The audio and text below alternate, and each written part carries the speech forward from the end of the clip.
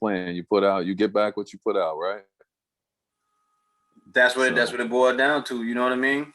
I don't necessarily believe in karma, but I do believe that what you put out, you do get back. You know what I mean? Because I don't think infants do enough to get themselves killed in drive-by shootings or car accidents and shit like that. So yeah. I don't necessarily believe that that's karma or anything like that. You know. But it might not be their karma. It might be somebody else's karma. You know what I mean? Very true. Very true. And because they haven't had enough time to get enough momentum and enough charged like deliberate energy to put into their own karma, their karma, it's not strong enough to keep them out of harm's way or whatnot. Yeah, or it could be the sins of the parents, Yeah. I mean, I don't know. I mean, I think you can call it what you want, but I do believe that like what you put out, what you voice to the world, like how you act in the world, will in return deliver appropriate but equal response, from the world, right? Yeah. And that could be good or bad, man. I mean, it could be gray too, I guess, but I just, and I mean, I'm speaking from experience, like, when you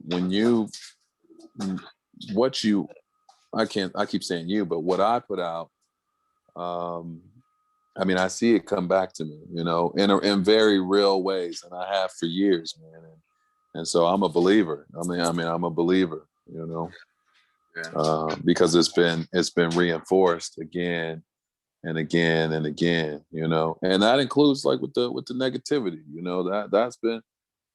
that's been proven too, so it's a lot less of that in my life as a result. Yeah, less of that, a lot less, as much as the least amount as possible, 0.0001%. You know what I mean? Like, right. The thing about I did a podcast about negativity with a homegirl, and I did a recent one, and me and Jimmy, and we were just talking about that stuff, man. I was just, even after it was over, there was a conversation. We were like, man, do people realize, like, when you feed that shit, like, it comes back a lot quicker than positivity does? Yeah, well, I don't know if that's true. I think that positivity, so negativity comes back in very predictable ways, right? Because there's a recipe, there's a formula for it.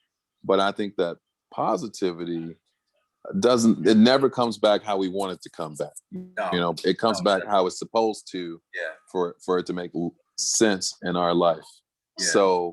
So I think they come back at the same rate of speed. I just think that we culturally just pay more attention to the negative stuff. I mean, that's who we are, man. If you look at the TV that most people watch, we're watching The Bachelor, and we watching all of the housewives and the reality TVs, and we put a lot of time and attention into drama and into negativity, and it's like, so we notice it faster. If we put as much time and energy into positivity, we would notice that a lot quicker. And not just into positivity, but into things that will help us be better, or our craft. A lot of people don't even know what their craft is. They sit and watch those shows distracted. Man, their craft is witchcraft, man. It's fucking, it's like poison, bro. It's like when you put your energy into those shows and that's all you doing, I mean, that's your craft, man, into perpetuating nonsense, and negativity and evil, and that's, I'm not one to judge, but I do have a difficulty judging people who are purposeless, man, because we live in a place and a time where everyone should have purpose, and if you don't have purpose, Like even if you don't know what that is or what that might mean for you, like if deliberately putting your energy into something, that creates the kind of change you want to see in your life, whether that's just for you or your family or your kids, or if that's to project voices or whatever that might mean to you. If you want to just make people happy through cuisine, or like Yeah. if you just go home and you just vegging out and you just feeding into this negativity. I mean, feeding off of this negativity. I mean, if if if if if if it's true when we say you are what you eat, and we talk about what you consume, kind of physically, mentally, and emotionally, right? Then you have to take a step back and look at like the media that you're consuming, and you can't say, oh, I'm a positive person if all you looking at is like negative stuff. You know what I'm saying? You can't say, oh, like I'm a healthy person if all you doing is eating bullshit. Like, so I just think that the root of it, people just aren't mindful, uh and there's a lot of people that are, and I don't want to. It takes a certain level of discipline too. Well, it only takes discipline until it becomes routine, Yeah. and once it becomes routine, You gotta get to that. right, right, and once it becomes routine, it doesn't take any discipline because it's routine. You know what I mean? Like if I was a cigarette smoker, you know what I mean? It would take a couple times before it became my routine, and then I wouldn't even think about it. It would just be automatic, Right. And that same thing is true for everything else, man. I mean, so I don't know. I don't know.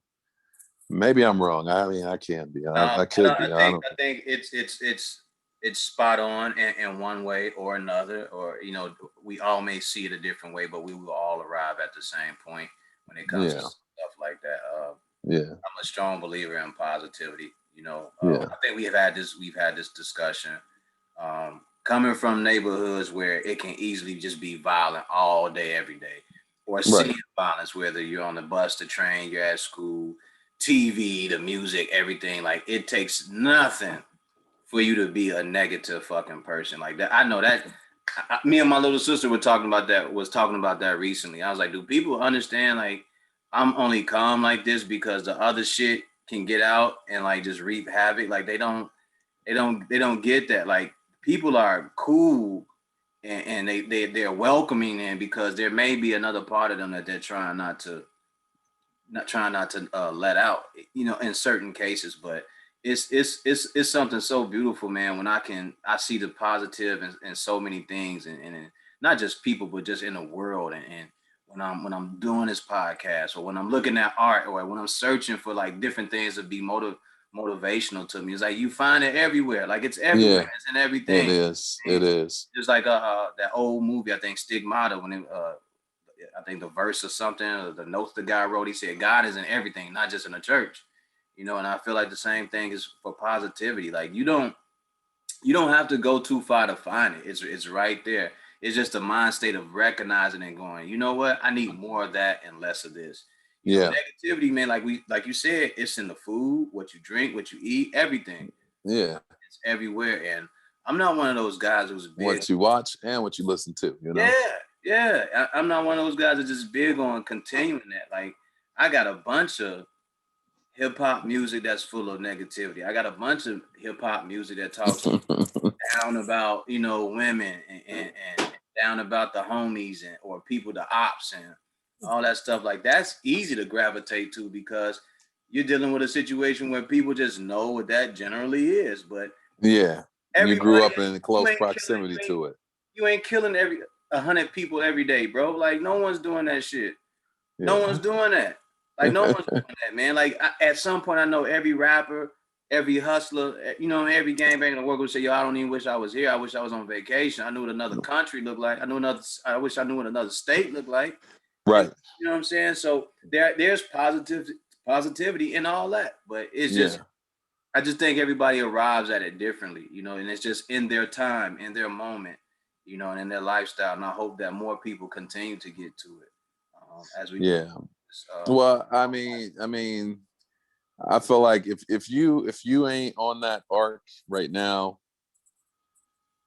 then I can't predict the future, so I don't know if there'll ever be another moment like the one we're in, where assessing, accessing like positivity, accessing purpose, accessing like you know future orientation is like so much easier now, I think, just because there's so many conversations about so many different things. There's so many things that were buried that are broken ground, and there's so many spaces, especially if you're a person of color, that you weren't able to enter, that you are now able to enter, and um I think it's important that we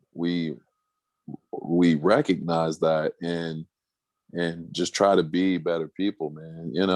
We all got negative stuff going on in our life, and we need that stuff because that's what brings balance. But I also think that we can't obsess about it. We can't let that be our focus, and we need to be able to switch gears and focus on what's happening on the other side of the spectrum. So and I think I do a pretty good job of that in general. um I would say like 98% of the time, 99% of the time. The day before yesterday, I had the worst day I had in like the whole year, right? It was the only bad day I had this year.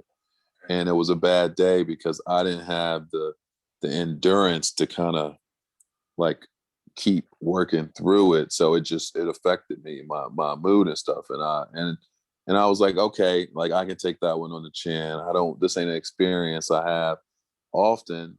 And then this is what's dope. Like, I'm usually the I got this internal motivation where I do a lot of positive self-talk and a lot of positive affirmations, and I do it for other people, with other people, and so, because that's the energy I put out into the world when I needed it, right? Immediately, there were two people on the spot, that it wasn't even a discussion.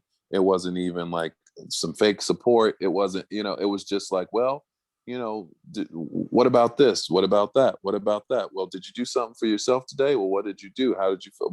Like it was just like this conversation. And before I knew it, my day, like my evening, right? Because I had a bad day, but my evening was like good. It like switched over because I have people around me that like, where we have a culture of recognizing and highlighting and putting energy into the positive, you know what I'm saying? And so like I snapped right back, and it was like, Go and I back to felt it so though. good. Was it mental exhaustion, physical exhaustion? What was just over? You were just overwhelmed at the time. No, so it's like endurance. So I'm working on most of the things in my life are that are happening in the front and in the back are all extremely long-term processes, right? That take a certain amount of endurance, that require a ridiculous amount of time, labor, and intensity. And so, for whatever reason, on this day, I got hit with so many things at one time that like it's like I tripped over the hurdle. You know what I'm saying? Gotcha. And I fell, and I felt like shit. And then like it was like the two people who was on my team relay like came and picked me up and got me back in my rhythm. You know what I'm saying? Yeah. And that don't happen a lot, to me in my life, and so I recognized that that's what was happening, and it was like, I'm not like Superman or nobody. Like, I'm human like everybody else, and we all have bad days. But my whole day wasn't bad, and I had people around to help make sure that like I bounce back. Like when I went to bed, you know, I woke up the next day. When I went to bed, I was myself. When I woke up the next day, I was myself.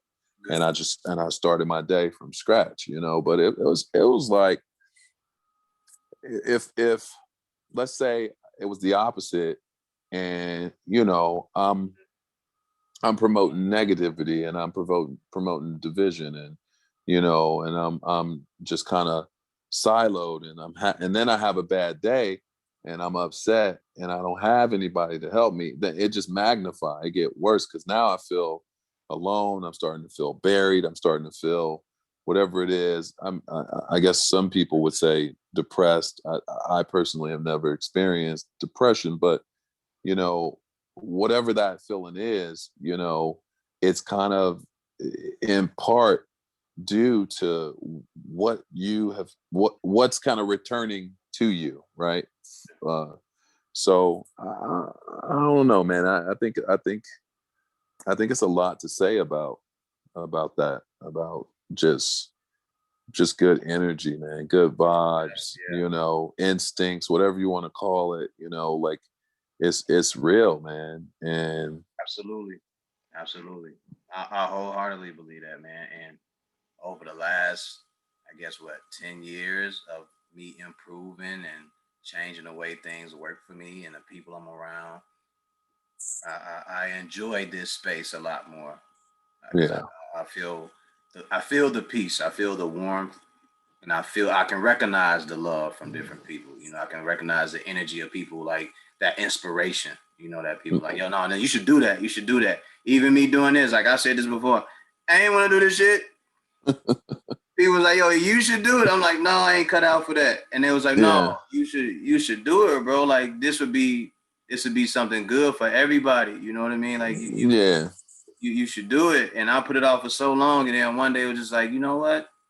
I'll give it a shot. We'll see what happens with it. But Well, it's your platform, right? And this is like what you put your energy into, you know, like reaching out to people to like share like stories and discourse and conversations, and sharing that with people, and people connect to it because these are real people. These are people with real experiences. These are people who've thought these same things, you know, and who kind of live similar, or maybe they don't live similar, and they're like, oh, I never considered it that way, or it just, by disagreeing, it helps reaffirm who they are and what they believe, and that's cool too, you know what I mean? Like, that's fine. and I think that it's, you know, it's okay to be different, and when you have a platform like this that you've created for yourself, I think that that's doing a lot more good, and promoting a lot more positivity than anything else. You know what I mean? Yeah, and The- I'm getting more and more comfortable with it as I go along. yeah. I guess we can tell now after 30 something episodes, you know, it's just like Yeah. yeah. That's a lot of talking, brother. Hey man, listen, Matt Moss gave me 4 hours a couple times, I think. Are you serious? Yeah, I ask him to holler at him. Wait, you did podcasts with him? Yeah, I'm gonna put it out. I just haven't had to, you know. Look. I got a bunch of them. I have a bunch of podcasts. This is just 30 that's out here.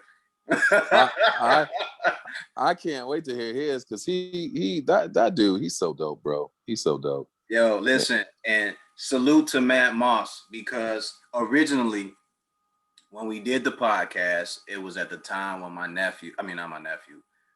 cousin was in a really bad accident, right? So he gets in this really bad accident. I heard the news earlier that day. I'm at work. I'm getting these different text messages. People are updating me about what's going on with my cousin. So I get home. I'm trying to like relax, you know, decompress, and started getting them in the realm of being able to talk and be open and be positive. I'm like, let me Yeah. take a shower. Let me get myself together. Do the podcast. We go into the podcast, and I'm trying my best. I'm really, really trying my best. So salute to you, Matt, man, because I was really like, I was doing my best to kind of be engaging and be warm and be friendly. And I was trying, bro. I was trying for about 40 minutes, 30 minutes. I was trying, and we were having a conversation. I think he picked it up.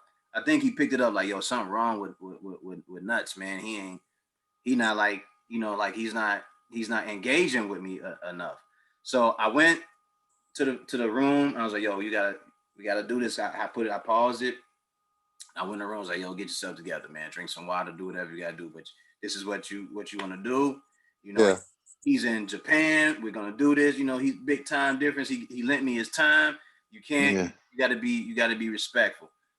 So I come back to the computer and we're talking, and he just looked at me. I was like, yo, man, I can't even do it no more, man. Look, I got a lot going on, and I'm upset. I'm really upset, and I'm trying not to drill this negativity, but it's overwhelming. And I was getting hot.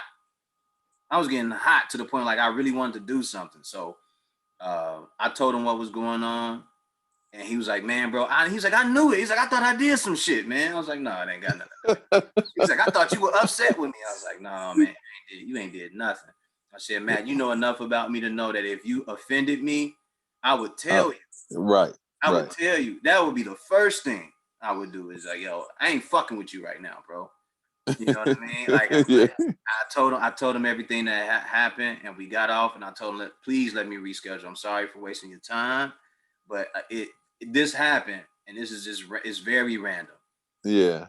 We dealt with that, man, and we rescheduled, and I guess like a week later, me and that man sat and talked for 4 hours. I was like, shouldn't you be going to work or some shit right now? Man? Yeah, he an independent contractor. He always at work.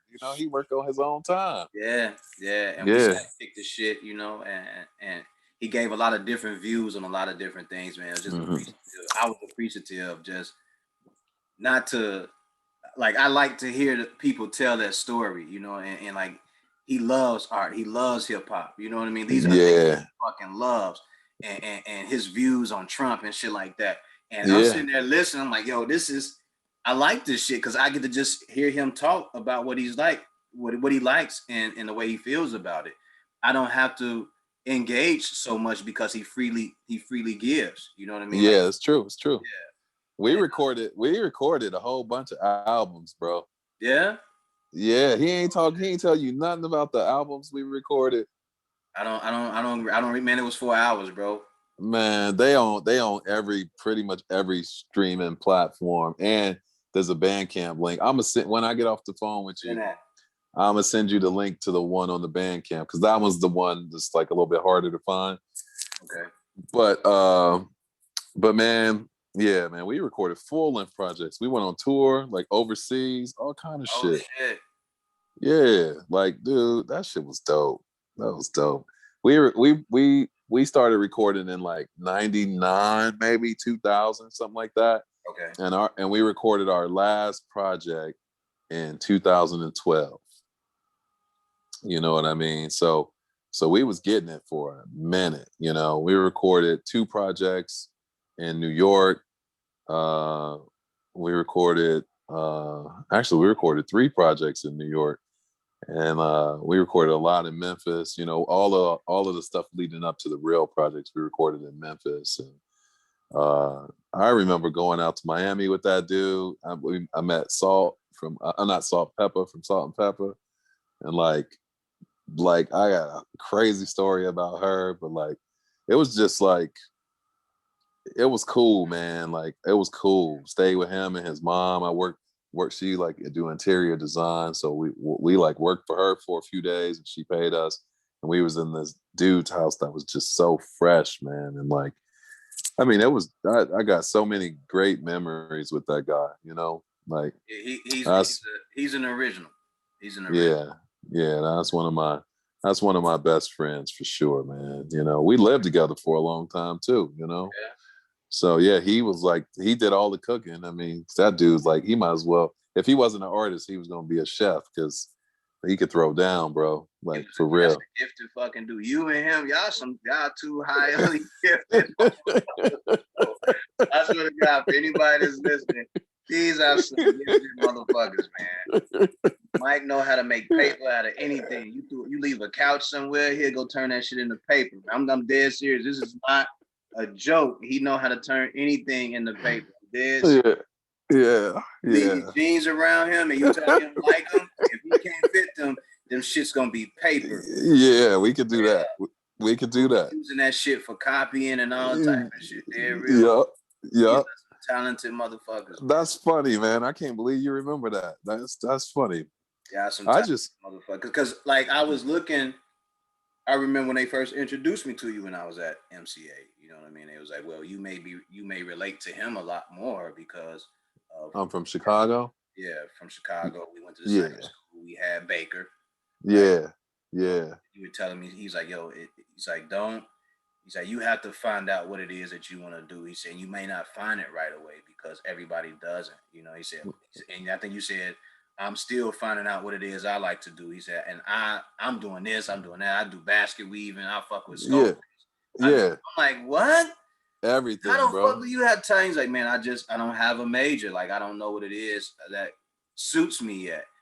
And I was like, I can't keep up with this dude at all, man. Like, I'm still using Prismacolors and shit. You know? yeah. You know, the last time I used Prismacolors was in Baker's class, man. Like, and I think that like that was kind of like you had to. I think high school. What I liked about the high school art classes is that you know it was about materials and techniques, right? But it was more about getting comfortable using different kinds of materials. So you had the Prismacolor pencils, you had the charcoal with the erasers, you had the ink where you did like the pointillism projects, you had pastels, and you know, I mean, we talking like, what, how old are you when you were a junior and senior in high school? Like 16, 17, 18? Yeah. So like somebody that's not really an artist, quote unquote, yet, right? You kind of like more like an apprentice at that stage, right? Absolutely. You learning like, you know, so like when you're a kid, you got crayons and you got watercolors and that's appropriate for a kid. But when you get like to high school level, you got that next stage. Then you go to college and it's like, boom, the door kick open and you making paper and you doing basket weaving and you doing clay and surface design and embroidery and, you know, like you doing like all kinds of stuff with all kinds of tools. And like, it was like going into like you know how, you know, we grew up with the candy stores around the way, like that was in, you know, your homegirl basement or whatever. It was like it's like going to the candy lady and like having so many options, right? But you only got $1 a day. So like you get as much different stuff as you can with $1, but you come back the next day with another $1, and it's like, and you try all this other stuff, and it ain't until you like had your fill or feel like you had enough of them that you decide, all right, I want this, and this, you know, and that's kind of how it was when I first got there. And you know what's crazy? Like I was supposed to graduate in 2000, I think, and I purposely didn't take the 3 extra credits I needed to graduate, right? So I graduated in 2001. And the reason I did that is because once I found out what I liked, I was like, all right, I want to spend a whole semester just doing that. So I spent the whole semester just doing that to do my thesis exhibition, right? The senior thesis exhibition. And it turned out super dope, man. Like I was like really proud of it. And I still have those pieces. And as a matter of fact, I got 3 of those pieces on my Instagram right now. Like I did them yesterday or something, because I'm so proud of them. Like that was the best work I did in undergrad. And what's crazy is if I didn't injure myself, I would have never even knew, you know. Like I had to slice a tendon in my thumb and have reconstructive surgery to like back up off of the wood, because you know we didn't have wood shop in high school. So like I wanted. We did. There was carpentry. Well, yeah, but we built lamps and stuff. You know what I'm saying? We built lamps. What else we built? We built like utilitarian stuff, right? We didn't build art. We built like stuff you could use, and it made sense because we in high school. You know, we made those the boxes. Remember the little boxes? Yeah, and it was for what's the next level? The trades. It was for that next level, getting you in the trades and shit like that. Right. So Because it was vocational. Because it was a vocational school, right? But correct. when I got to the wood shop and I was like, oh, I can make art. I'm like, oh, I want to make a dolphin or a shark or something. And I wound up putting a wood cutting gouge through my thumb, and I sliced, dude. It was a trail of blood from my studio to the shop. That was like, it looked like somebody got shot. You know what I mean? And after I got my surgery, I couldn't even hold power tools, and my hand couldn't take the vibration from the hammering of the chisel.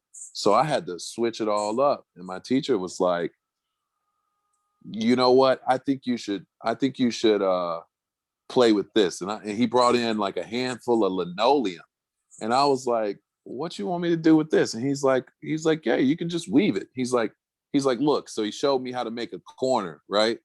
And I was like, okay, so I took the linoleum to a metal cutter. I chopped it into strips.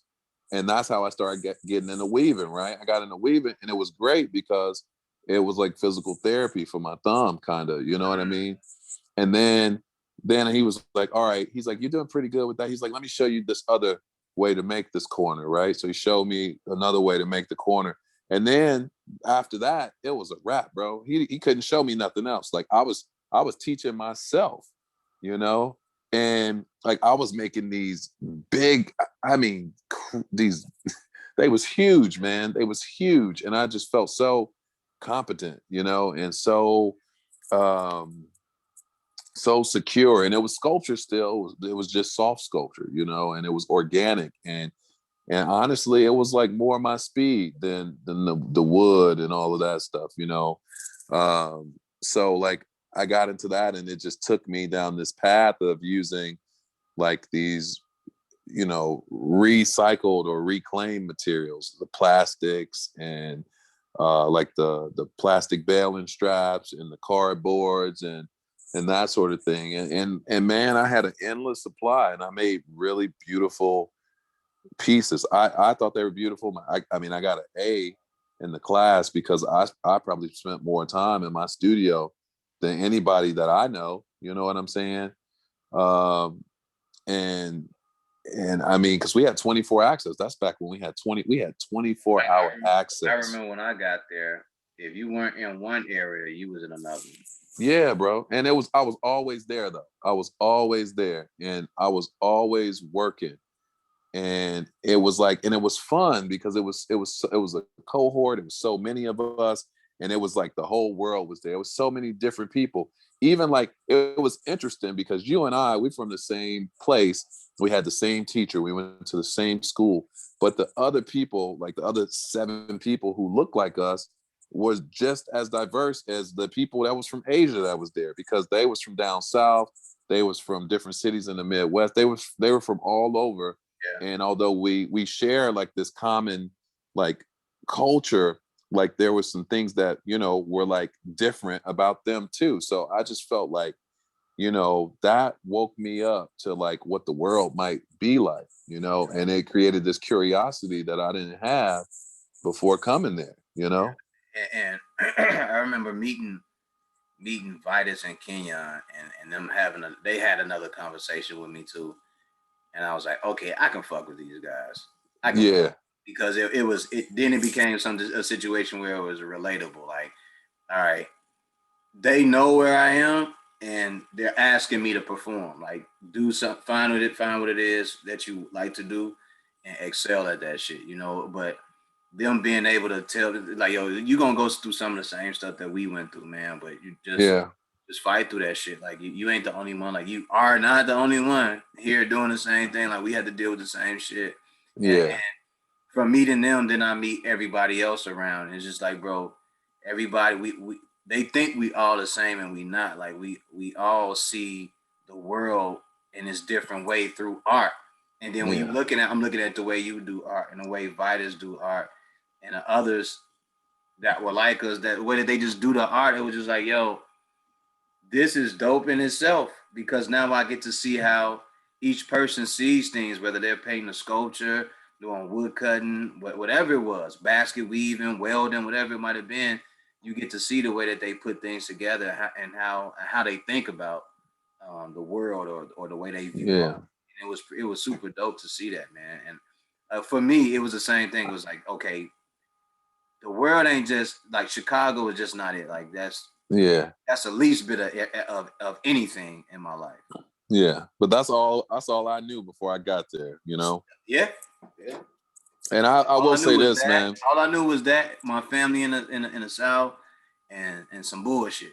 So I went down there and before my apartment was ready, I stayed with a family member who I met at my family reunion like the summer before school started. I remember that. And one night he came home drunk, man, and like it was his mom's house though, and he was like barking out orders, and I'm like, man, I said, but he was like verbally abusive, cussing at me, you know, nigga, if you don't, blah blah blah blah. And I'm like, man, first, and I'm from Chicago, and you know, whatever. I'm like, bro, first, you're not my father. Second, this your mama house, and she ain't asked me to do nothing. So like, I'm not doing nothing you asked me to do. You know, dude got a knife that was like 12 inches long and chase me around. I'ma kill you, motherfucker. Like legit, like in a drunken rage. I'm running around his mother's dining room table. Like it was like a movie. And then I ran out the front door out into the street. And he's like, I'm gonna kill you. I'm gonna like da, da, da. And I got on the phone. I called my mom. I was livid. And I was like, I'm not staying here. This dude just chased me around the house with a knife, blah, blah, blah, blah, blah. I'm never coming back here. So I had to reach out to the school. And I don't know where I stayed. I don't know where they put me. But I went somewhere for a couple days till my apartment was ready. But I never talked to my family down there again. Like I never, not one time. You know what I mean? And I was like, man, this is different. You know, this is real different. And luckily, you know, I just kind of met some of the right people. Like Vitus and them, they lived in the dorms. And since I lived in an apartment like 2 miles away, I didn't spend a whole lot of time with them. But like it's funny hearing you say how you met them and they kind of gave you this kind of guidance. Because out of everybody, I think Vitus was probably the most stable person because he wasn't on that drinking and drugging and all of that stuff. He was just kind of like just a regular dude. He was cutting people hair and, you know, cracking jokes and stuff. And he was just about his business. You know what I mean? He was like really like kind of focused and stuff. And so that was a good person to kind of absolutely get that advice from. You know what I mean? Yeah. I don't think I could have got it any better from him and Kenyon. I don't think I could. Yeah. Yeah, and Kenyon, and then Jason Overbeck was in there. I got one of his painting right here. Look at this right there. Okay. Jason Overbeck, right? And that was so when he moved out of the apartment with Vitus, he moved in with this girl, Carrie, and Neil, which Carrie's married to right now. So, you know, I've been carrying this around. I actually got this from my mom for Mother's Day. And when I was probably like a sophomore, I traded him a sculpture for it. And when I moved out here, she was like, you know what? She's like, I got a gift for you. And she gave it back to me because every time I went to her house, I would always tell her how dope I thought this painting was. Because he painted it from a black ground. So he primed it black. He didn't do no drawing first. He painted it from life, like man, dude was one of the coldest painters that, you know, I ever met. So, you know, that was a great community we had there, man. And you know, I've been trying to find that or create that in some way since then in every space I've gone to, you know, just some sense of community, some sense of like, you know, companionship, a cohort. You know, I mean, everybody they don't have to be artists, or they don't even have to be creatives. They just gotta be thinkers and people who speak for themselves, and people who aren't like wearing masks. You know what I'm saying? Just like authentic people who give out who good you can energy, man. yeah, and you can trust that what they're saying is coming from them, and from a place inside them that's like, that's real. And I mean, that more than anything, as far as like relationships with people go, is probably one of the most valuable qualities, man. It's one of the things I seek out the most. And I think it comes from those kind of experiences in Memphis, because we were all from where we were at, and we were all just kind of like just representing where we were from, but nobody was pretending. You know what I mean? And then trying to build from where we were at that point. Like, okay, Yeah, now I gotta go up and forward. yeah, yeah. But that was, I mean, and it sucked. It's sad, man, what happened to the school. Like the So president. I'm not fully aware. I heard that they were shutting down or closing. No, it shut down. Like they legit had a funeral for the school. Like I went down and we went on the last day that it was open. Bro, they was selling the light switches and the light sockets and there wasn't anything that was in that building that wasn't for sale. That wasn't part of the architecture of the building, right? And what happened was Jeff Neeson, the president of the school when we were there, he bit off more than he could chew. He tried to expand. He was going out to New York, and he was, it's like trying to keep up with the Joneses, right? So your peers are out in New York expanding and doing this and doing that, and you coming back with these bright ideas, but you don't have the capital. So you're taking out loans that you can't repay back. And they did some state of the art stuff that I thought was beautiful in the times that I had gone back before the school closed down. Mm-hmm. But I didn't realize that, this wasn't sound fiscal responsibility. You know what I mean? Like, or sound fiscal decisions. He was just buying stuff. And then after he fucked everything up, he banged out and went out to New York. You know what I'm saying? And the school, Really? yeah, and the school was left holding the bag, and they had to close. We came from a school where the one of the if not the foremost recognized person in calligraphy hand wrote every diploma of every graduate that came out of that school. You know what I mean? Like, this was a real art school. You know what I'm saying? And I mean, this was a school where the teachers were artists, and where like they were more than just teachers. Like, I mean, they taught through example. And I just it just made me so sad, man. So I went down, and it was a line out front. Like, it was like vultures, man. It was like, they waiting for the cheetah to finish taking all the big parts so they can rush in. And soon as that door opened, it was like Walmart on Black Friday. You know what I'm saying? Like, it was crazy, man. It was crazy. Like, I went in there because the school bought a piece. They bought a piece for me, one of my baskets, when I was a student. And I was like, well, let me go in here and see if my basket in here, so I could just buy it back and give some money to the school and whatever. But it was gone. You know what I mean? Like, it was gone. But there was like, I mean, there was books, and there was prints, and there was a tapestry from Henry Easterwood, and a tapestry from Bill Roberson. Um, it was sad though, man. I just walked all around. I went up, down, and around, and took them trips down memory lane, and you know, it was it was sad, man. So now the institution that I got my BFA from no longer exists. That's crazy. Yeah.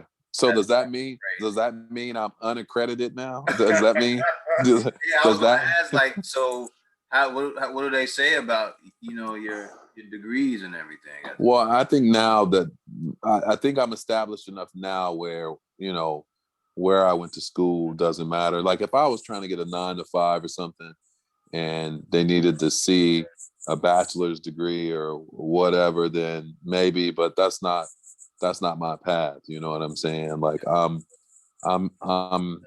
really, um, you know, I'm really in what I would call the infancy of my art career. For as much as I've accomplished, I still feel like I have a long way to go, you know, um, but, but I think that I have enough experience now that, you know, nobody's going to ask you. They'll ask you where you went to school, but they don't need proof that you went there. I mean, I could lie, I guess, and say I went to Savannah College of Art, but why would I do that when my experience in Memphis was so dope, you know? Yeah. So don't extract from the actual truth. yeah, The truth is better than the lie anyway. yeah, and we just talked about this positivity. What ain't nothing good gonna come from that? You know what I mean? So, but yeah, man. Let me ask you a question. All the art that you did you ever sell it? Like all the stuff that you made from MCA, did you ever sell it, or did you take it with you when you left?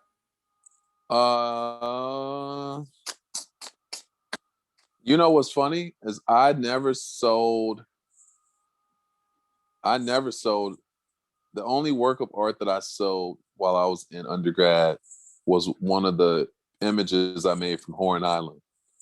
And that was like the annual trip to that island. It's like abandoned, basically. It's like a sandbar in between Biloxi, Mississippi, and the Gulf of Mexico, like 16 miles off the coast. And we went out there, camped for 10 days. We took all our food, all our water, all this stuff, and we made artwork based on that experience. And when we came back, we had this big show, and I sold the work that I made from that show, but I never sold anything else. And I think part of it was, you know, all my peers was doing drawing and painting, you know, and maybe some collage, some printmaking, you know, like very traditional stuff. And I rolled up with like these baskets, you know what I mean? And when I say baskets, it makes it sound so corny, bro. But these weren't baskets. These were sculptures that were like really, I mean, they were just really beautiful. That's why I put them on my Instagram, because like everybody, he wasn't really making baskets. He been calling them baskets for 20 years. Them motherfuckers wasn't baskets, man. They was right. He every now and then he made like a joke out of it, out of the artwork he made. He would make a basket somewhere in it, but that shit, or he would start it out as looking like a basket. That shit was they all start out looking like baskets, and then they evolve. I mean, it's like people, you know, like if you're a criminal, if you're a athlete at the top of your game, if you a police officer, I mean, you start off as the same kind of genetic shape, makeup, and materials, right? And then you become what you become. And I think that the baskets, they were organic, and they kind of became what they became. But yeah, so I think that because what I was making was so, I mean, avant-garde is probably not the right word, but for the student body, I would say it was avant-garde, maybe, you know, like I was just ahead of my time. I think that's why I got the Emeritus Award. I think, you know, you can't vote for it, you can't apply for it. The teachers have to unanimously decide who is the most exemplary student in this graduating class, and they chose me, you know, and they chose me because here's this dude who came from Chicago, spazzed out his first semester, cussed out the bursar, spit on her, called her a bitch, got suspended from college, got taken out of his class by the dean, had to write a formal letter of apology, lost his scholarship, right? First year, who went through all of that, stayed in school, right? Then got serious, got straight A's for the next 3 years, started staying in the studio 24 hours a day, got 3 scholarships on top of the one that I lost back, right? And then graduated with like a 4 point something, you know, like like I I didn't have a mentor, you know what I mean? I didn't have somebody in my ear like Alonzo. You know, I listened to Vitus give this talk one time, and he's talking about how Alonzo like put him on, he connected him to these people who ran this business, and how he learned all of these things, and it helped him, and he met all these artists, and he had this whole experience. Like, I think because Vitus was responsible, Alonzo was able to do that for him. But because I was irresponsible, Alonzo was just trying to like get me to like chill out and like focus, you know what I mean? And so that's what I did, you know? And so because he probably didn't trust that I wouldn't spaz out if he put me with someone else, he took me to his studio, and I helped him with ideas for some of the bamboo sculptures that he did. But like, I really didn't have a mentor, you know what I'm saying? I had to mentor myself. I had to learn what positive self-talk was as a 17-year-old, you know what I mean? And I had to use it to effectively communicate and to keep that side that you was just talking about earlier in the conversation at bay, you know? And so like, I was able to do that, and I was able to do that so well that I got this emeritus award, and they gave me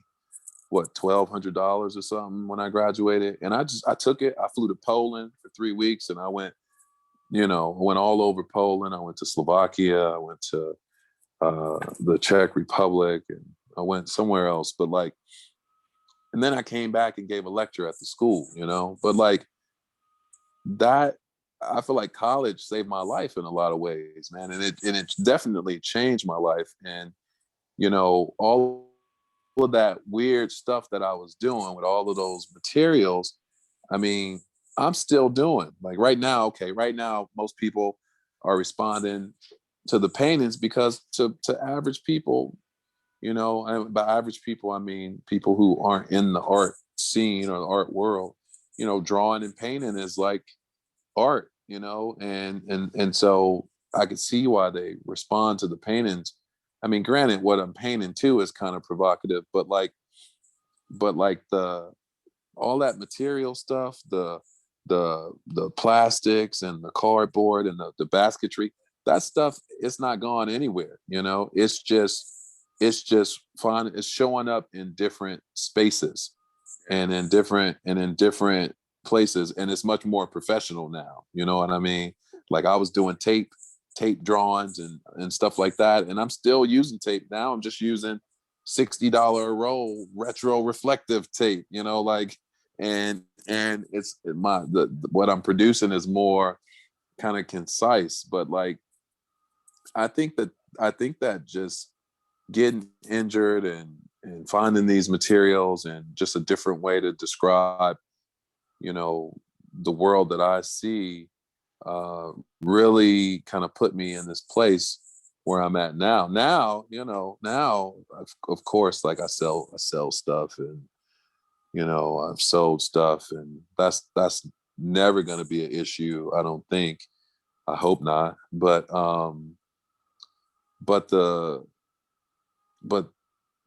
in college, one piece. I sold one piece, and I remember going to the Holiday Bazaar. Fred Burton, he was the painting instructor, right?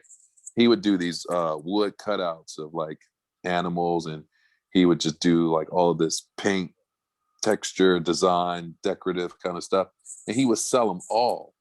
And I remember being like, wow, I was so impressed. Like, this dude was killing it. And then I was like, man, what's wrong with me? What's wrong with my work?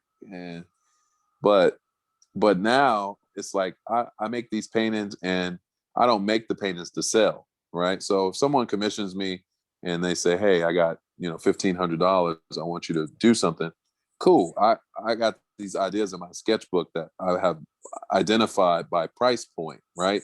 So I got a $60,000 piece that I want to make, that I can't make without the money. I got a $10,000 piece, I got a $1,500 piece, but I got like 30 pieces and they're all there and the ideas are all mapped out. So I get to work these ideas out and materialize these pieces with the commission, right? But the paintings and stuff, I don't sell them because they're made to be a backdrop for conversations. And once you sell them and they go to somebody's house, they don't come out to people's house, or they don't come out of and unless they let me keep them for a couple years for exhibition, which the last painting I sold, that was written in the contract. So I kept the painting. It said for 2 years, but I kept the painting for almost 3. But I just recently had to ship it over to Singapore. But man, I wouldn't choose another occupation. You know what I mean? No, it don't sound like it either. No, I wouldn't choose another occupation, man. Like I learned so much about myself and all of the things about myself that I had problems articulating as a young man, as an older man. I'm finding that I can use my work to pull that stuff out and do it in like the most mature way possible. And it's like super therapeutic for me. And it's also like informative and educational for people who aren't a part of my culture, right? And I just think that like it's the best of both worlds. So, because it ain't nothing worse than like trying to tell somebody about how you feel about a topic that's important to you, and they dismiss you, or they offer an alternative perspective, or they minimize or give you like bullshit suggestions. Like when you live an entire life of that, you stop telling people and you just bury it inside because there's no resolution. So now the work is the resolution. Like you can't talk back to the work. I mean, your entire dialogue is between you and yourself, and the painting is just, the prompt for the internal discussion that for you to have with yourself. I mean, unless of course I'm there and you have questions, but even if I'm there and you have questions, it's better because instead of minimizing or dismissing what I have to say, like now you all ears, which was something I didn't have before I started using my work to create those kind of spaces. Who were like your influences or inspirations as you further went along with your artistic career? Did you just lock in and say I'm just gonna knock this shit out, or? Yeah, so I did, and like I remember in undergrad it was Magdalena Abakanowicz, right? She was a fiber artist, Hungarian. She had a lot of work in Poland and stuff. That's why I went to Poland, so I could see her work in real life, so I could find it. I traveled around that whole region, and I found some of her work, and I got the inspiration that I needed at the time, right? And then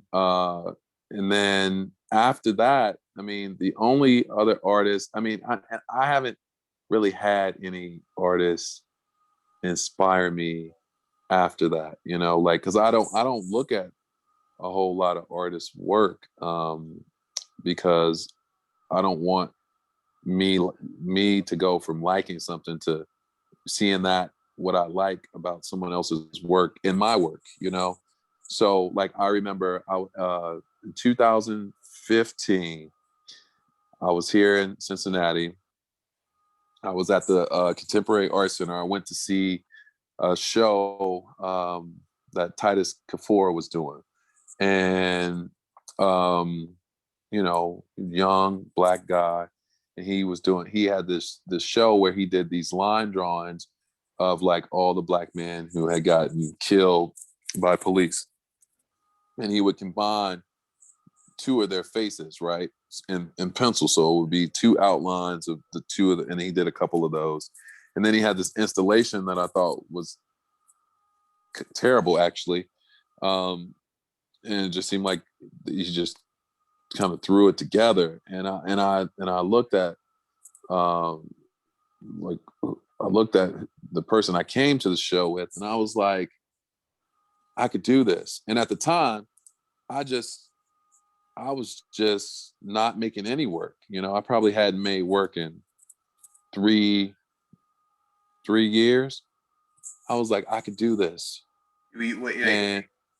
You hadn't done any art? No. You know, I had broke up with my long-term girlfriend. I moved into an apartment on the west side. I was just kind of like on some whole shit, you know, and uh, like, you know, I was working and I was just staying up, like I had my little roster. All I was doing was just like, I don't know, man. I was just distracted, you know what I mean? And so when I went to that show, I felt envy is what I felt, you know what I mean? And then this competitive thing happened, and I told the person I was with, I said, I said, I'm gonna have something here one day. And I went home and I just planned it out. And I was like, all right, what am I gonna do? I'm like, all right, I never painted before in my life. I never even took a painting class in college, right? I was like, I'm gonna do paintings, right? I'm gonna do some paintings. So I bought a roll of paper for like $130. It was like 15 yards. I would cut sections of it up, do large scale faces, boom. Um, and I got through a bunch of those, and they were cool. And then that turned into some of them turned into murals. They, you know, eventually, like I kind of got in the habit of it. Then I started getting commissions, and then I started getting like opportunities to show the work, right? And then like I saw that he got like a basically a genius grant for like $500,000. I'm like, all right, I want to get that too, you know? And then I saw he did a TED talk. I'm like, bro, I want to do that too, you know? But that was on my list before I saw he did it. But like, I just felt like, you know, what he was doing was accessible for me too, you know? And I was like, man, if I feel like this about him, like if I start looking at all these other artists, I'm gonna be messed up because you know, I'm not a real envious person, but I'm competitive, and I'm like, man, like I want this, like I want to do this. This is I dedicated my whole life to this. You know what I mean? He got into it because he wasn't trying to impress a girl, you know, and I was like, you know, that's a dope story, and I'm so competitive that I'm gonna make it happen. So like next thing you know, like a few years pass and boom, I have an event in that space, right? And I was like, okay, that got that out the way. You know, now on Saturday, right, I got a TED talk, right? Boom, got that out the way. We'll be in attendance for that. Right. So now all I need is that $500,000 genius grant. You know what I'm saying? On the way. That's next. Yeah, you're right. I mean, and I don't feel like I'm a genius. I ain't gonna be like Kanye West or nothing. You know what I mean? And say I'm a genius or whatever. Like, I mean, I guess I could. But the art will speak for itself, though. We know that. Yeah. I mean, I think that the work that I'm making, you know, outside of my competitive spirit and you know how dope these other brothers are and all my contemporaries and all of this stuff, like myself and like I think the work that I'm doing is unique to me. Like I researched it before I started doing it because I didn't want to make a parody of someone else's work, and I didn't want to do like a second rate reproduction of something someone else was doing. You know, like, you know, okay, I mentioned Titus. I like his work. You know, I mean, I'm not emulating him or making work that's even close to what he's doing, right? My work is very different and in a very different direction, but very much about a similar experience, which is a Black experience, right?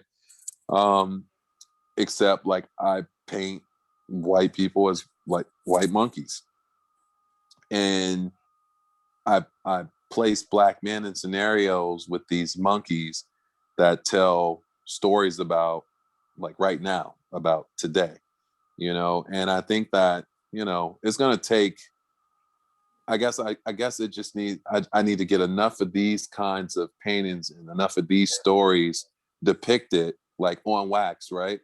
Uh, for it to really kind of be understood what I'm doing, because I think when people see my paintings, they're like, oh, this dude's just painting monkeys. Like, oh, he's a wildlife painter, or Sure. or yeah, When I saw that, I was like, yo, the moment I saw it, I was like, yo, this is crazy. right. This But is crazy and relevant. but you have the cultural lens, right? You don't have cultural blinders, because your experience is very similar to mine. We come from a very similar place, right? Right. But like, let's say that you white, or let's say you Asian or Latino, or you know anything but black, basically, right?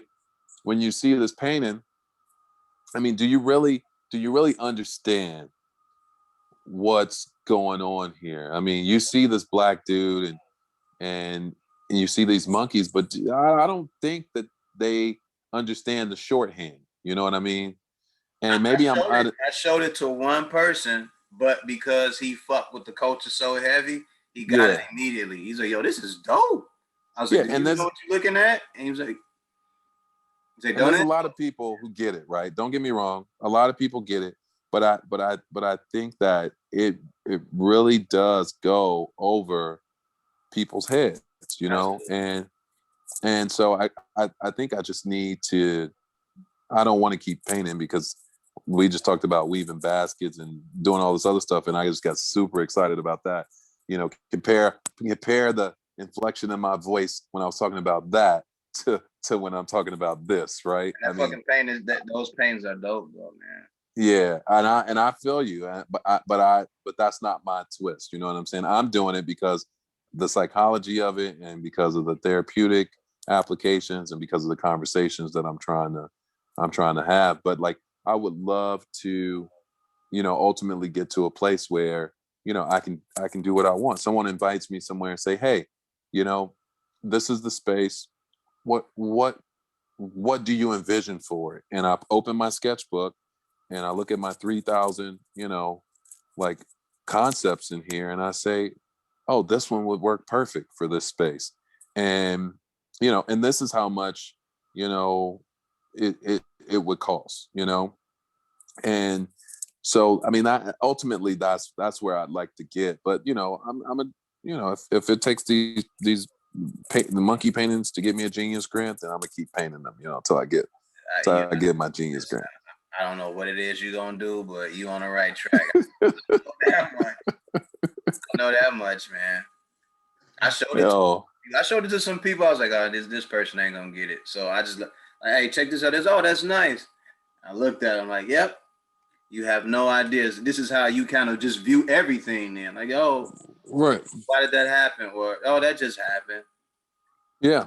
I mean, there are some people who miss it, Completely. I mean, because it's, and it's not because it's not any fault of their own, right? I think it's because it's not overt, it's not like, I mean, it's only provocative if you know what it is that I'm painting. Like, if okay, this dude paints these things this way, then it's provocative. But if you don't know me, right, like, and you don't know what I do, like, I had a little kid walk up to one of the paintings not too long ago, and a little kid was like, oh, look, mom, it's a monkey, and like, and because it's not offensive, and it's not meant to be offensive, right? Because how can you, when has any productive conversation came from being offended, right?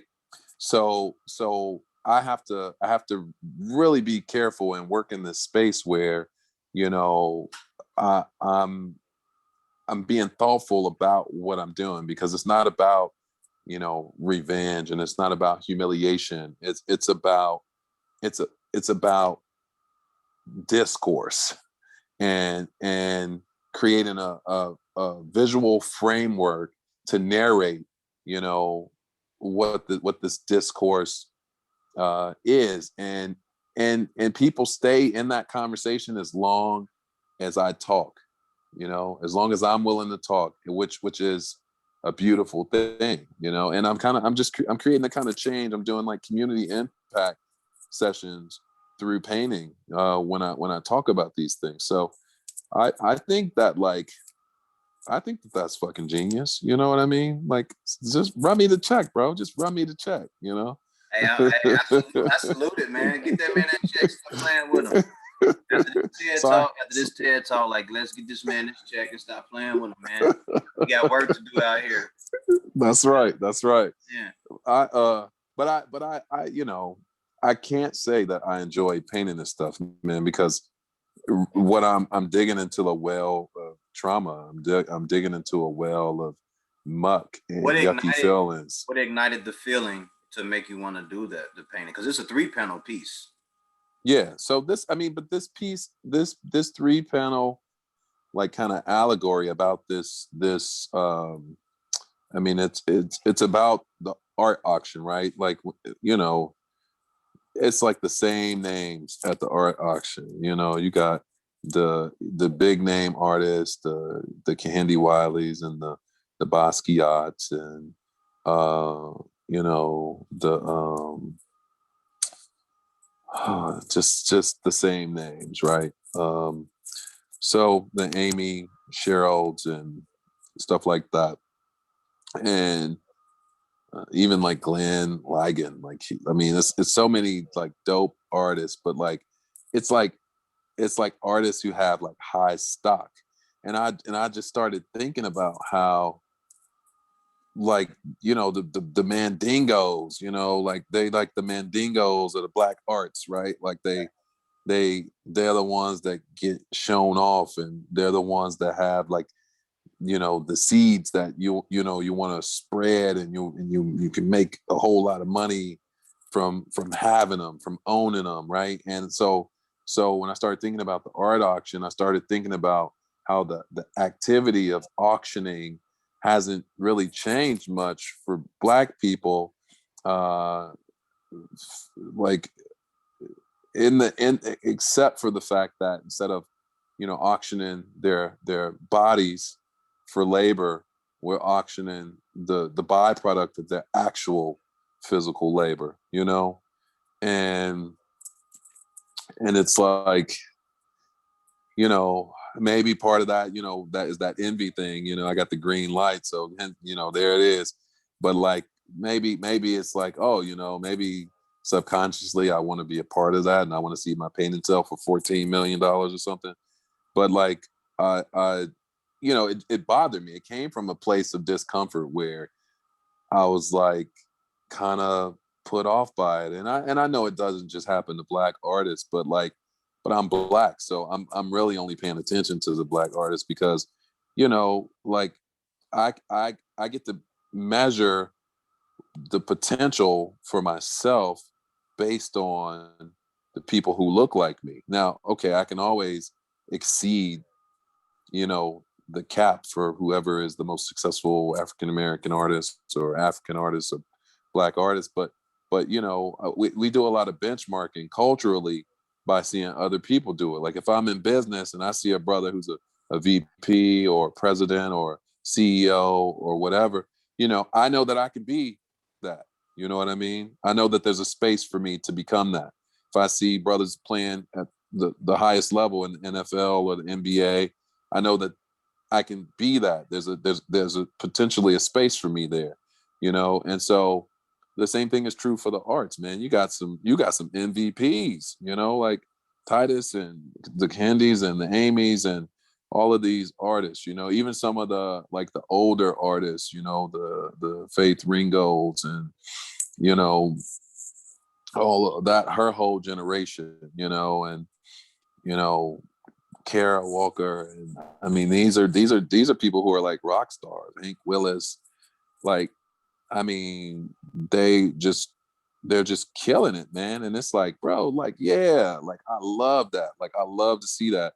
I want to be one of y'all, So it's like I'm coming into an entry level position, and I'm at the company and I'm working at the company, but I see that the company is like, it's like almost like this kind of nepotism thing happening, where we really only letting in the our people, like the ones that we mess with, that we have the relationships with, and y'all other ones gonna have to like just fall back, you know what I mean, and wait your turn, and so I mean, this is like this internal dialogue I'm having. That's the impetus of this painting, and so after I kind of sorted out how I felt, I sorted out how I feel. I'm like, okay, how can I visualize this? So I went in my sketchbook, I drew a circle, like an oval, and then I drew out the scene. Like I drew out the auctioneer, I drew out the art handlers, and I drew out the buyer and the crowd. And then I scaled it up a little bit and I did a collage.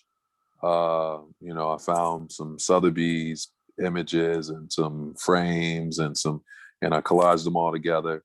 And then I had to take 2 or 3 months to find monkeys, stock images of monkeys who were in the same positions as the humans in the collage. You have no idea how difficult that is, bro. Like some of the stuff that I have to type in to find the right monkey, right? So like you can't just type in, a monkey holding a stick, right? Because then you get 6,000 photos of monkeys holding sticks that you can't do anything with. You got to type in stuff like monkey smoking cigarette, or like you have to get like super creative, like monkey, like white monkey, because you get different results when you put in white monkey, right? So like white monkey kicking soccer ball, white monkey yelling, or like or doing a backflip, or whatever it is. Like I have to look at this image and I have to figure out the craziest thing I can think of in reference to this picture to find the right monkey, and it takes me like 2-3 months sometimes, then once I get them all, I have to figure out where they go, like what because the composition is going to change once you find the monkey, right? And then draw it out and paint it, man. And then 385 days later, tough. Boom, it was exhausting, bro. It was exhausting, but that was the biggest painting I ever did. And this is petty, right? So I'm telling you, like sometimes I don't get like inspired by artists. I just get this competitive thing, right? When I was doing my research and seeing if the monkey was ever used as a motif, it was only ever used in a still life and like in a Frida Kahlo painting. But then one day after my first painting or my second painting with monkeys, my dude over in Malaysia sent me these photos, and it's a Chinese artist, and he paint monkeys. And I was like, oh, it's over. Like that's what I lost. I lost before I got started, right? So I'm looking at his paintings, and they're all he paints is baboons, right? But he paints them blue, and he paints them in groups, and like so it's just like this textured kind of canvas, and you see their eyes, and it's like kind of cartoony, but they're big and they're beautiful, man. I'm gonna just keep it real. They're beautiful. So I was like, all right, let me look at this dude's catalog, right? Let me like check out, what he's working with. And so all his paintings are that. And so I'm looking at them, and they 6 feet, one's 5 feet, and I was like, all right, let me see what the largest one is. And the largest one was 9 feet, right? And I was like, all right.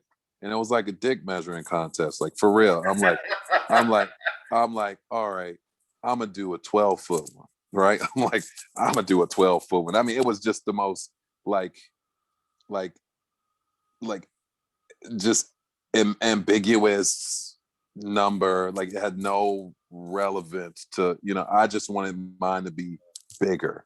You know what I mean? Like that's how competitive I am. So I went out.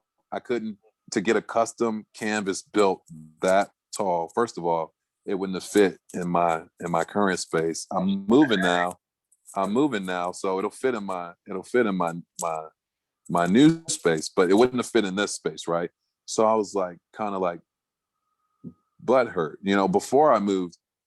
Actually, before I moved here, it would have fit in my last space, but it would have cost me.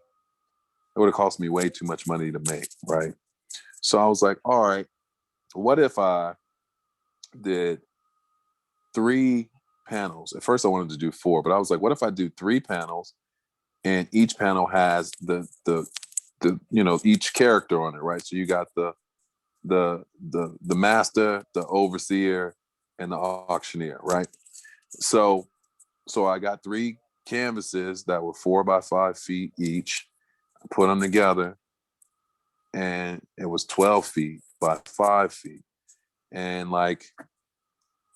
I'm glad I did it, man. Now I'm never looking at that dude's work again, because like I don't need to have those thoughts. I don't need to feel however I felt, like, and you were driven though. Yeah, man. I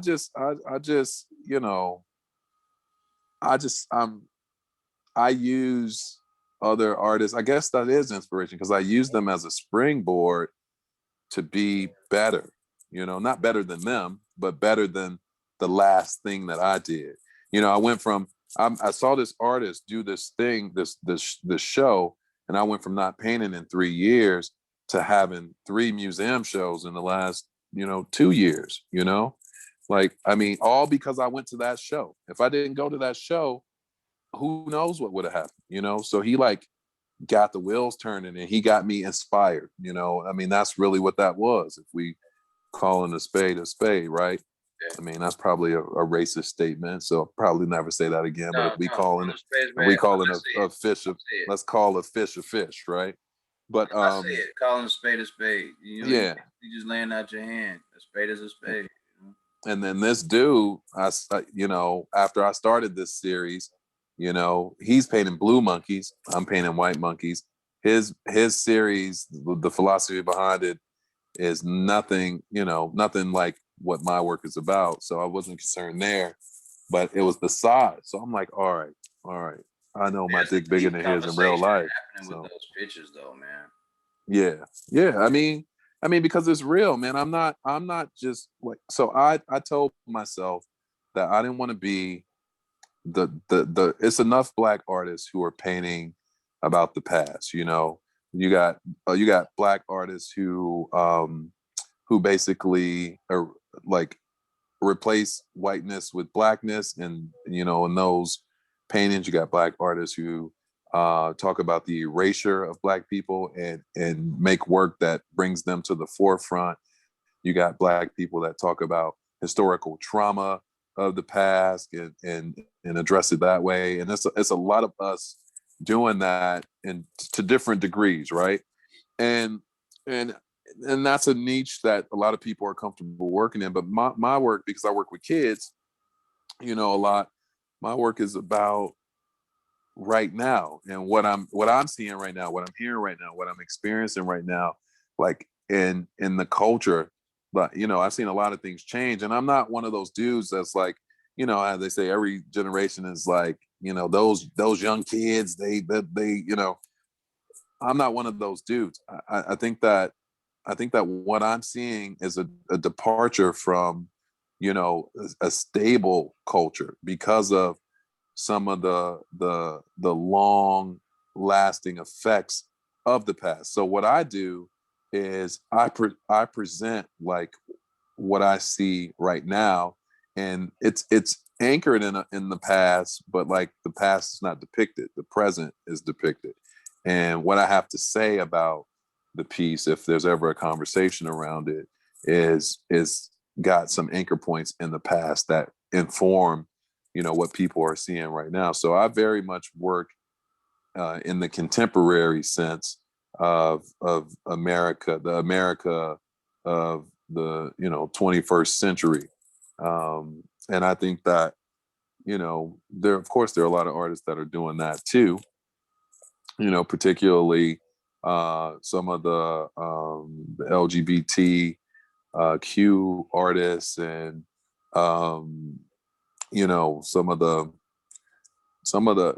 I mean, there's just a lot of people working in this sphere, but I haven't seen anyone, and maybe this is because I don't spend a lot of time looking at a whole lot of other people's work, but I haven't seen anyone that's really taken the same vantage that I am. Like, and I feel like I found my niche and I found my rhythm, and it's coming from an honest place. It's not derivative. It's not, and it's not. The only one you do like that?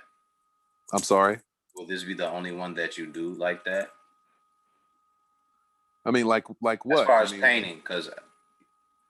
Well, no. I mean, so I have. How many monkey paintings do I have? I have the Appropriation. I have 3/5. I have American Elephant, Charlottesville, and then I have the 3 paintings from lot number 13. So that's 7 paintings total, right? I mean, I got a painting started right now called Exposure Therapy, that is in the same series, right? So I don't intend to stop. I mean, I'm going to keep going until I don't have any more stories to tell, about this Black male experience, and how, and how there's this disruption that happens that leads to often fatal consequences. There's a barrier placed there by a disruptor that often leads to fatal consequences, and so I mean, I feel obligated to tell these stories, man. When I talk to these young men and these young women, I do everything I can to verbally talk to them about the pitfalls in their environment and some of the traps that are set in their music that they consume in the videos, and I try to help them kind of learn from other people's mistakes and avoid getting caught up in some of these kind of institutional traps, if you will. And so naturally, when I create a visual narrative in a painting, the idea is to depict the trap, or depict the scenario that I was just explaining to this young person, so that when these people who are complicit in this experience interface with this painting, I can talk about how real this is for the people that I work with and that live in the community that I live in, and how it impacts them in a real way right now. Not this ain't about slavery. This ain't about Jim Crow. It's about the long lasting effect of both, right? And the perpetuation of that kind of culture in 2021, though, not in 1821 and 1721 and 1621. It's a dialogue about something that's happening right now that you can see, that I can show you a real example of, if you really wanted to see it. So I just think it's important, man. Like we got kids that can't even imagine being a 30-year-old, right? Like they can't even imagine being a 30-year-old to them is old, because a lot of people that they know have died, have been killed, they have committed suicide, I mean, and we're talking about, I would love to see what the life expectancy is of African American men between the ages of 1 and 30. Like they average us all out based on, the older people too, but I bet you it's significantly less um when you cap it at a young, because I mean, how many people do you think, how many black men do you think are murdered every year in every city in the United States? You know what I mean? It's got to be thousands. Yeah. You I'd say know, it's been a couple thousand. like, that is like, what other group, It's insane. who would come in second place in that with that same question? Even if they did come in second place, it's not going to be as high. Right, but who would be second? Would it be like Latinos or? Yes. Okay, so like to me, I mean that's unacceptable, man. It's like almost like there's a deliberate attempt and to like I don't know if I want to go that far, but it feels deliberate is maybe the most appropriate way to say that. And so what happens if, disproportionately we find ourselves in the prison system? We 13% of the population, I think, and like 85% of the jail population. That's probably off by a few points either way. Yeah. But let's say Million black that's close, right? So okay, so we are the most represented in the prison system, and then those of us who aren't in the prison system are, we got a certain percentage of us that, are getting murdered, right? Killed in some form or another. I mean, at what point do we stop reproducing? You know what I mean? At what point do we stop being part of, you know, the fabric of the country? At what point do we become extinct? Like I believe like that American elephant painting exists because, man, I really do feel like we're endangered species, man, and we're being preyed upon in a lot of different ways, and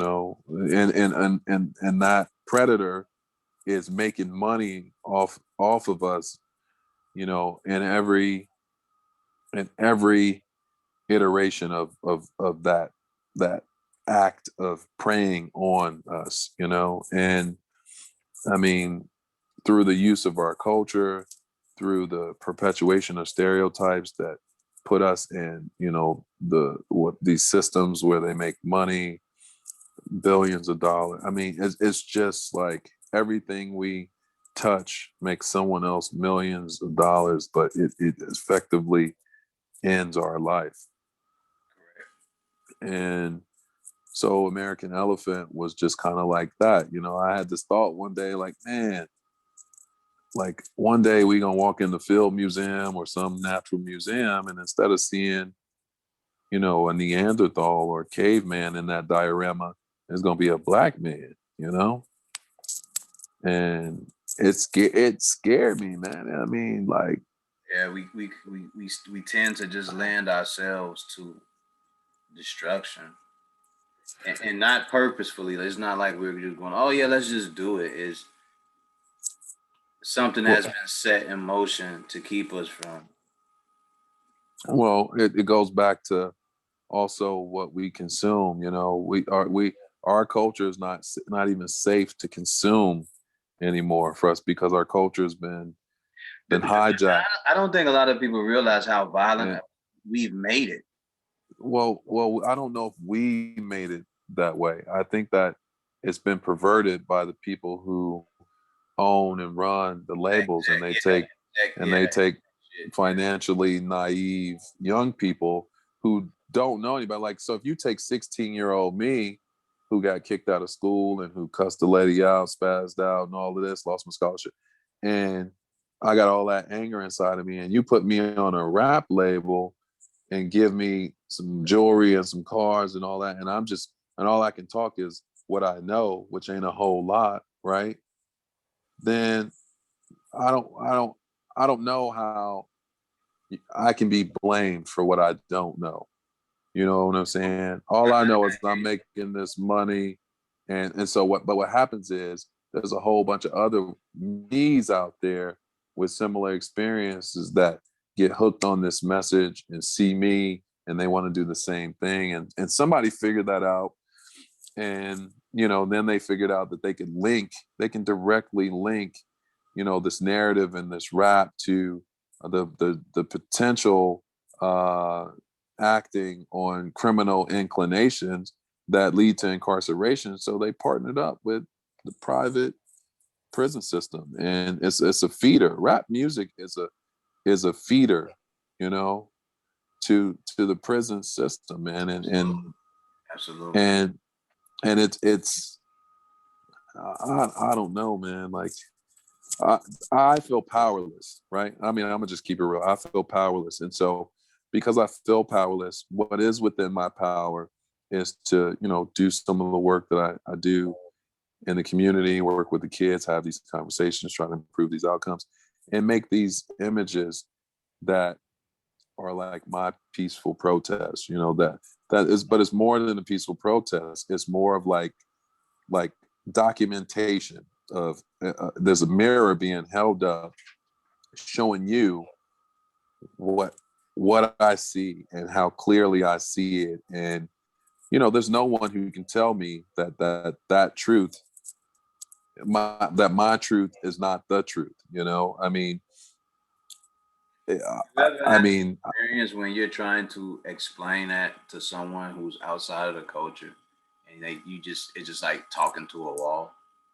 well, that's my primary audience. So I've mastered the ability to do that, and I think that as far as skills go, I'm probably better at that than I am at painting. Like technical.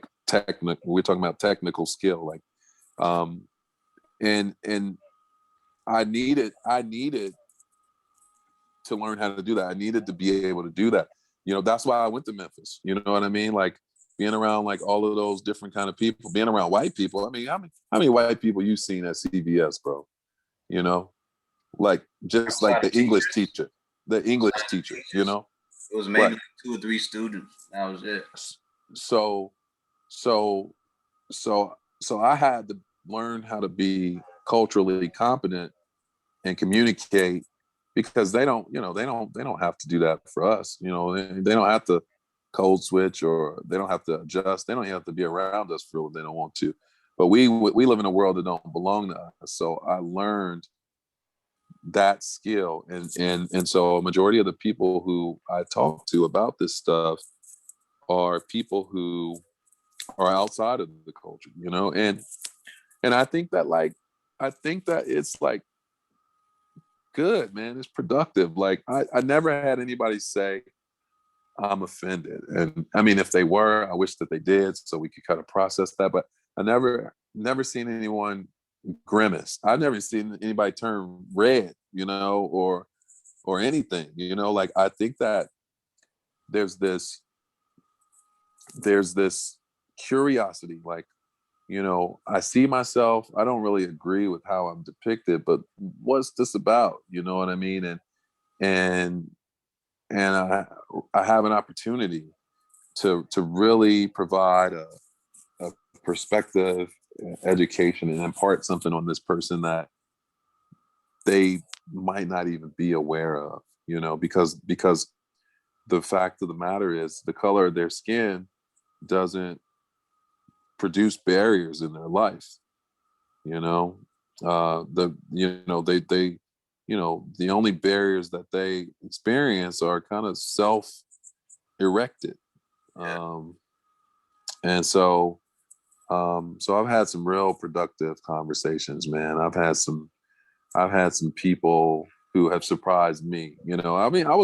I'm still uncomfortable showing this work sometimes, because at first glance, when you read my bio and it says, "Oh, he paints white Americans as white monkeys," that's kind of alarming,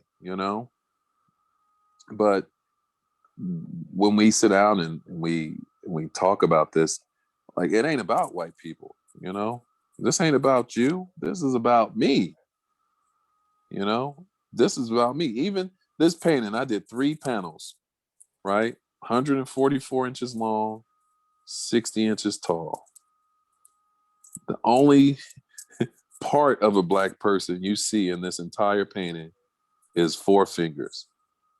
But this whole painting is about that person, the person behind those fingers.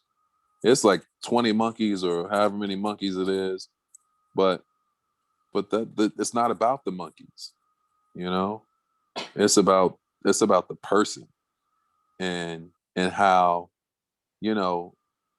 and how we still, even when surrounded by monkeys, don't see this person as a person. It's crazy. I'm telling you, for those who, if you go to his page, Prosperous, is it Prosperous Patterns or is it just Prosper? Oh, you naming some old school recordings I did. Don't be telling these people to look for that music. No, it's Prosper Jones, man. Prosper Jones. Yeah. So when you go to his page, he recently put these pictures up, and these pictures are a very good depiction of art and the way he sees things currently. I think they're just excellent pieces of work. But when you go, you deduct from it what you will. We're all gonna see something totally different. I know what I see. Well, what do you see? Because, like, this is why I'm asking, because I just posted these, right? Mm-hmm. And no one, even the people who saw them in progress, really shared their thoughts. They were just like, "Oh, that's awesome. Oh, I like that. Oh, I want to touch this, the texture. Oh, this part is cool. Like, oh, whatever, right?" But like, they're done now, right? They're done. They're out there. They're in the world. Like, what do you see, bro? Like when you look at it, what do you see? I see a person who's lost in the whole situation. You know what I mean? And he's fighting through despair to be recognized, to be considered a whole person. But no one can see that, And it seems to be in the picture, there's an argument over what this person really is, without the person being able to say, "I am human. I do exist. I do have a voice," but you can't see that because there's an argument amongst these other people or influential persons in the room who are trying to tell you who you are, and it's a conversation that has been, like you said, 1621, 1651. It's a conversation that has been happening for a very long time. I know who I am. I know the things that have been denied of me. I know that, but I do know who I am. And for me personally now, I can't allow anyone else to speak for me without me speaking for myself. So for me, when I'm looking at that, I see a situation where everyone has a turn to speak for the actual human in the picture that you can see barely holding on for dear life, but the actual human. Damn. Yeah. Yeah. Okay, then. Yeah. Thank you, man. Thank you for that. Thank you for that.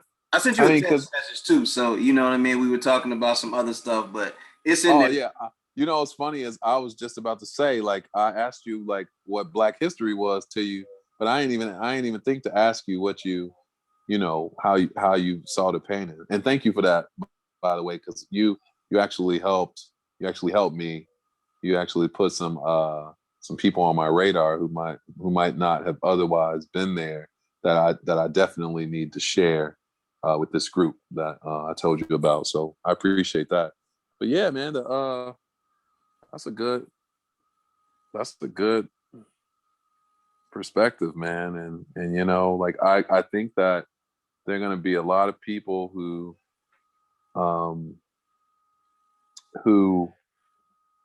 have that same feeling, but see something maybe a little different. And Absolutely. you know, I write all these words to share what I was thinking, but you know, I don't mean to steer people, you know, because it's not just the way that I wrote it. What I'm writing is an abstract, like that's kind of tied to the thoughts that went into the painting, because I write all this stuff first. I write first, you know, the piece, like it's like writing a children's book, right? You write a children's book and then you get an illustrator to illustrate the book.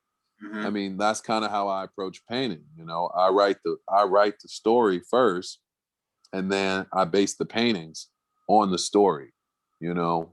So that was the other part I kind of got out of that painting too. yeah. Yeah, it was like a story was being written for a person before they even had the chance, you know. Oh yeah. Whew. Yeah, well, the story was being written because it was illegal for that person to learn how to write themselves. Bang bang. Again, we can sit here and we can set that thing up. We can sit here and man, listen, I told you when I saw it, the moment he was like, yo, when you did the FaceTime call with me, and we were looking at it. Oh, the group chat. I was working on it then. Yeah. When you were first working on it, and you was like, "Yo, you're not gonna even believe me, but this is like, it's 12 by 5, and it's 3 pieces." And you showed me. You said, "What do you?" You said, "Nuts. What do you think about this one right here with the portrait?" And I said, "Man, I don't know what you got going on, but that looks like despair. Like there's no hope in that background." Yeah. And and then you said, "All right, here goes the other 2." And I was like, "Ooh, that's some heat. Like that's a conversation a lot of people aren't going to want to be associated with and address, but it's something that's been going on for forever." Instead of putting it off and acting like it doesn't exist, like this did not happen, the only way to get past it is to actually talk about it, right? You hear saying that often, or if you talk to people, the only way to get past something is to talk about it, to talk through it, you know, to get on a level. You know what's interesting? The last line of my TED talk, you know, a little foreshadowing, you know, because you ain't gonna put this out before my talk come out anyway. Well, yeah, well, don't. but it's like only through discussion might we find a middle ground that leads to an amicable solution. You know what I'm saying? So it's like you can't be scared to talk about the stuff. But I think that, you know, I think that Black people, brown people, you know, we are extremely comfortable talking about this stuff because we've been talking about it since we came out the womb, you know. And I think that our white counterparts are a little more, you know, uncomfortable, maybe embarrassed, or maybe just bashful, because this is a new conversation for them, because they never had to walk into a room and think about how white they are before, you know. I mean, I think now, like, I don't know that it's possible to not have these thoughts now and where we live, because whiteness has been a spotlight has been placed on whiteness and what that looks like and how that affects every other you know, reflection. And but you know, until they, I mean, it's going to take them a while to catch up and get their comfort level to where they're able to do that. It might even take another generation, for real. But you know, we can't force the conversation. I mean, we can't force the change. I mean, we can demand it, and we can be direct, and we can be everything that we have been. but I think that they're gonna have to kind of arrive like in that comfort zone, on their own time. And some people have been able to do it, but and some people just haven't been. Some people still don't think that it's a problem, and then you're gonna always have that. But they I just think another part of it is the way the conversation is going. It can't be two hot heads in a room, right. with hate and rage on either side trying to discuss something. It's kind of like with me and certain people that are Christians, and then it's me with all these books I've read, and it's like, do you know that? And I go through the whole history thing, and then they're just stuck with that one book, and it's just like, we can do this all day. We can tear everything down and build it back up, but we have to find, like you said, that middle ground to where we can agree to disagree, or we find a solution to what's going on. Be able to change the narrative so it makes sense for everyone. Right, and that's at the heart of this work, man. Like, I'm not blaming anybody for anything. I'm not trying to stoke the racial flames. I'm really trying to prompt people to have conversations that lead to a place of empathy on both sides, and that hopefully can help to foster like incremental change, man, that leads to like a real shift in the culture, Yeah, for everyone. Yeah.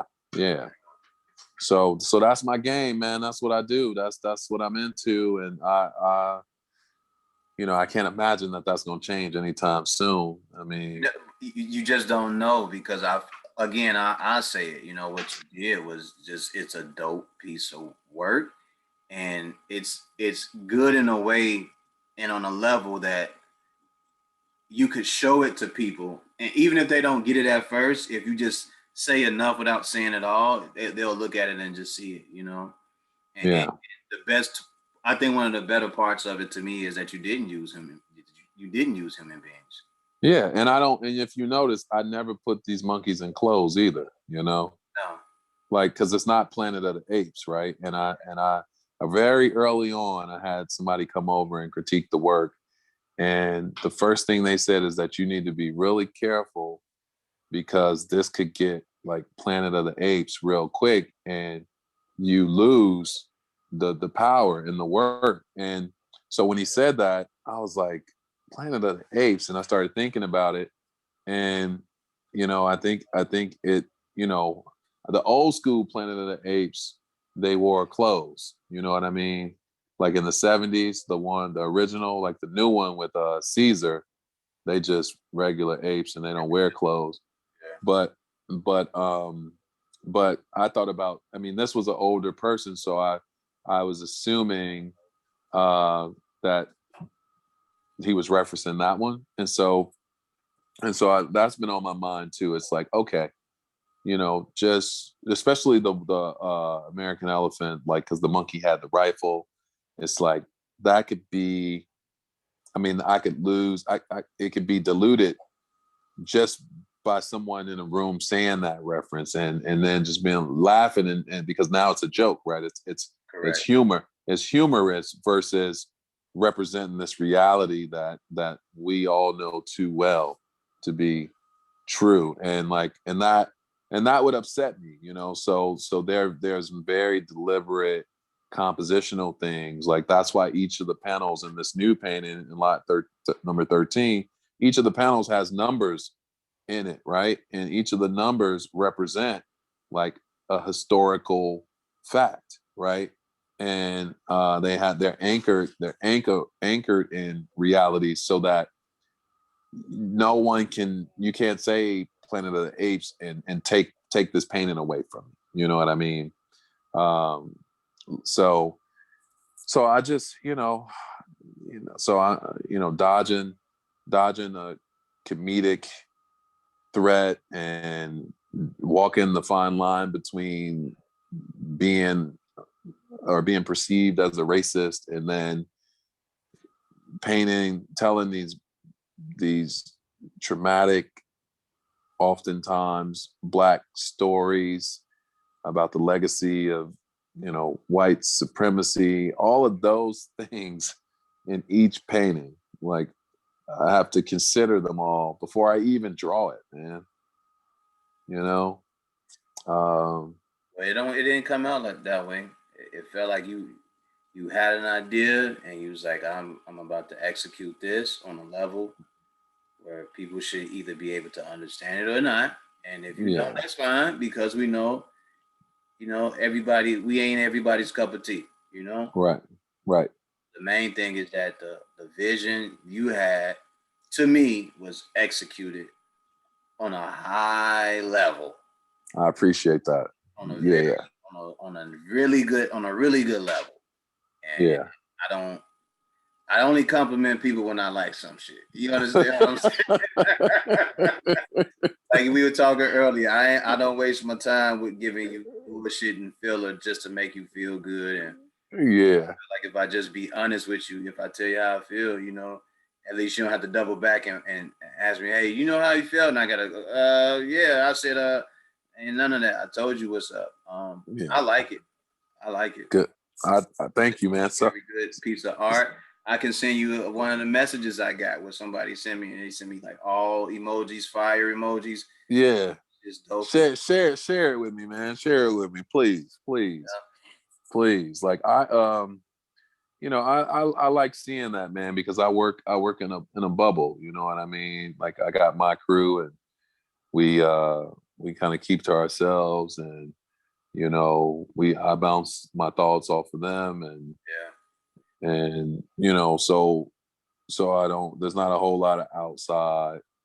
I'm the same way when it comes to music and this fucking podcast. Like I don't listen to nothing else no more. Like that's it. Yeah. That's it. Yeah. Well, you sent me a freestyle. I didn't listen to it yet because I've been on calls all day. Don't worry. But when I get done with this call, I'm gonna listen to it, man. And because now I've been getting into this habit every night. But when I'm going to sleep now, I can't sleep. Right? I got 10% on my phone, so I'll make this quick. But I can't sleep at night because all I think about is this kind of stuff, right? So instead of laying there tossing and turning, I listen to like podcasts, or there's only 3 podcasts now that I ever listen to. One is yours, one is Thorn in My Side, which is this dude Asa Featherstone, and then the other one is the Art and BS podcast. And these are all, once I was on them, I started listening to them. I'm like, oh, this is dope. You know what I mean? So, and then now last night I was listening to this Bisa Butler interview. And so I listened to art, something art related now. And I wind up going to sleep to it. It's like my version of a bedtime story. So I'm gonna listen to your freestyle, bro. And is it an actual freestyle or did you just call it a freestyle? I just called it a freestyle. Only about 8 bars was actually freestyle. Everything. Okay. So either way, that's on deck tonight, and I'll give you my feedback in the morning. Word, big bird. All right. Salute to Michael Coppage. Oh man, I appreciate you, brother. Appreciate you, man. He will be doing a TED Talk real soon. Saturday. Releasing this after, he does that, so everything is thorough. So maybe they can just Google it and help me go viral. Help me get that Genius grant. Word, big bird. I'll probably just put out this part right here. All right. TED Talk. He trying to get that big grant. That's right. Yeah.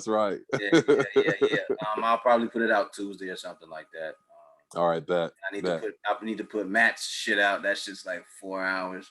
I can't wait to hear his though, because I bet it was legit. That's my dude though, man. Yeah. I like this, man. I like this. Like this, you got this. These are like time capsules, man. They're like time capsules that you open up and. Correct. Because I feel like I'm documenting pieces of your history. Yeah. That people can go back and later say, hey, he did this at this particular time, and this is how he got to where he was in art, Yeah, I like that, man. I like that. Definitely. But this is another episode of Full Profit Pro. Faux Profits Podcast. I can't even say my own shit. Faux Profits. And this is another episode with Michael Coppage. He has some very interesting artworks coming out. He will be doing a TED Talk very soon. I appreciate you, my brother. I appreciate you as well, my brother. Yes, sir. I'm gonna let you get to your little 10% battery and shit. Oh, it's about to be 4% now. I was at 91% when we started, so we've been getting it in. Yeah. Well, I'm about to get ready to elevate and meditate. So all right, I appreciate you, man. It's all love. Yeah, you too, man. I appreciate you. Thank you for your time and thank you for extending your platform to me. And always, bro. Anytime. Okay. Anytime. And I'll catch you in the morning. Word, big bird. All right.